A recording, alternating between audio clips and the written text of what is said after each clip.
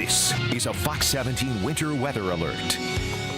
In Allegan County, the county road crews have stopped plowing for the evening. However, the Michigan Department of Transportation and private plows are still clearing parking lots and other areas that were filling with snow late into the night Sunday in downtown Allegan. Managing Director of Allegan County Road Commission Larry Brown says plow crews have been working hard all weekend and it's been tough to keep up. At around 7 this evening, they had another 8 inches.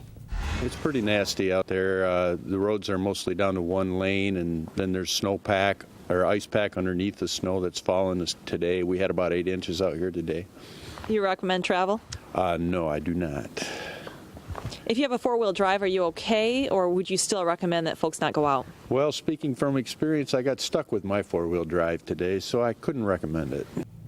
Good answer. Brown estimates that his crews have spent around $150,000 to $160,000 on snow removal operations just on Saturday and Sunday. However, they started a new budget year on January 1st, so they say they have plenty of resources. He said after a brief night of rest, the county road crews will be back out plowing at 5 a.m. tomorrow. While the snow continues piling up in West Michigan, the big story tomorrow is that Arctic blast moving across the state. And tonight, Fox 17's Anne-Marie LaFlame went inside a home with the plumbing service as they dealt with pipes that burst. Anne-Marie? Hey guys, it's about 19 degrees here in Hastings, and we've measured about a foot of fresh snow here, and these wild, dangerous conditions are causing pipes to freeze across West Michigan. We spoke with the plumber today. He was nice enough to let us inside a home where the pipes had burst to teach us what you need to do to keep your home safe during this deep freeze. These two copper pipes burst, and so we had to cut them out. What seems like a small little hole could destroy areas of your home. When the temperatures drop, pipes burst, causing homeowners huge problems. Everybody needs to know where their shutoff valve is to their home in case of emergency, so they can get it shut off as soon as possible. But there are simple things you can do to prevent this mess in your home. We need to wrap all these pipes with insulation to prevent them from freezing. It's inexpensive and easy to install insulation for the areas in your home that tend to get colder than the rest. You can leave your cupboard doors open when it gets extremely cold to let some heat get in there to prevent them from freezing. Though we're all trying to save on our heating bills this winter, turning the heat down could end up costing you. Experts recommend keeping your thermostat set between 65 and 70 degrees. We've had a lot of issues with mobile homes. The heat tape quits working on them. They have a service line that goes up to the bottom of the home, and if that heat tape isn't working, you can reach under there and feel it, and you can feel it. If you can't feel heat, it needs to be replaced. If your pipes do freeze, never thaw them with a blowtorch. Experts say it will only mess up your pipes and could easily set your house on fire. If you want to try to do it, maybe a space heater, hair dryer, anything just to try to help it along.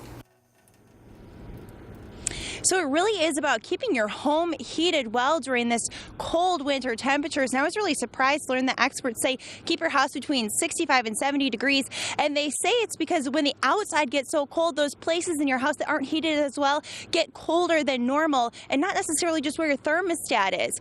Now, these wintry conditions are wreaking havoc out on the roads. And today we rode around with the Kent County Road Commission. We'll have more from them and how they're keeping our roads safe in just a bit. But for now, reporting live in Hastings, Anne-Marie LaFlame, Fox 17 News. Anne-Marie, thanks for that. Boy, a problem you do not want to have. Broken pipes on top of all this cold weather. That's for sure. And by chance, if you lose power, don't run the gas generator in the house. Don't put it in the basement. Right. Don't put it in the garage. It's a gasoline engine. It has carbon monoxide. Keep it outside if you're going to run the generator to get the power back. Hey, got a lot to talk about, guys. Let's get right to it. Good evening, everybody. There's a timeline that I want to go over with you here. The first punch of this winter storm is wrapping up. Now we're going to be talking about the Arctic blast. Snow will taper off over the next couple of hours. We've seen 6 to 12 inches from Grand Rapids at the south. Some areas as much as 10 to 14 inches, as Rick has gone through that with you here at the top of the show. The Arctic blast arrives tonight. We're talking single-digit high temperatures tomorrow. Wind chill warnings go into effect at 7 a.m. tomorrow across the area. They stay in effect for 36 hours until Tuesday at 7 p.m. We're talking west winds at about 15 to 25 miles per hour with some higher gusts. Wind chills will be running 20 to 30 degrees below zero in most cases, and we're going to see considerable blowing and drifting of lake effect snow and white whiteout conditions at times, especially along and west of US 131, because that's the next component after the Arctic blast to come in here. Winds turn westerly tomorrow morning and stay that way throughout Monday and Tuesday. Lake effect snow kicks in for Monday and Tuesday. Another 4 to 8 inches is likely along and west of US 131, maybe even east of US 131, all the way into eastern portions of Kalamazoo County and Berry County as well. Look at almost 24 states are under wind chill warnings, and all of Michigan, the upper and lower peninsula, is included in that. We'll bring you back here on what's going on currently. We still have snow showers across the area. Some of the darker bands of blue is where it's coming down at a pretty good clip. That's going to lift out of here. That's system snow associated with the low pressure. So this is going to wrap up over the next few hours, but we already have a very well-defined dark blue heavy band of lake effect snow from a northerly wind. What's going to happen is the wind is going to start shifting to the northwest, and by tomorrow morning to the west, and then all of that is going to be dragged in. Then we're going to start racking up the totals with accumulating lake effect snow. Here's your wind speeds and gusts right now. In Grand Rapids, we have a 13 mile per hour, 2-minute sustained wind speed coming in out of the northwest at 22 miles per hour. That's the gust right now. So you can see, pick out your spot on the map wherever you're closest to. What does that mean? How does it translate to what it feels like outside? Well, here's the feels like temperatures. We are down in the single digits. We're getting a lake modified air mass, and the Arctic air isn't quite here yet. How do I know that? Look across the lake. 24 degrees below zero right now with the wind chill 17 below zero. In Chicago, those are the kind of wind chills we're going to be seeing and feeling by the time we go into Monday and Tuesday. Actual air temperatures are still in the upper teens to around the 20-degree mark. I think our air temperatures will be in the upper single digits to around 10 degrees tomorrow morning, and they'll slowly fall throughout the day. We pull out to a wider perspective. Look at the Arctic air mass that's off to the north and west. It's 20 degrees right now. That's the temperature in Duluth. 24 degrees below zero. That is, by the way, below zero. 24 degrees below zero in International Falls. That's the air mass that's going to blast in here and set up shop for the next couple of days. Clouds and radar movement will show you all this moisture streaming to the north and east. Most of it is out of here. The really dark, heavy, enhanced bands of snow are gone, but we still have this here. That's going to wind down over the next couple of hours. This system snow will come to an end.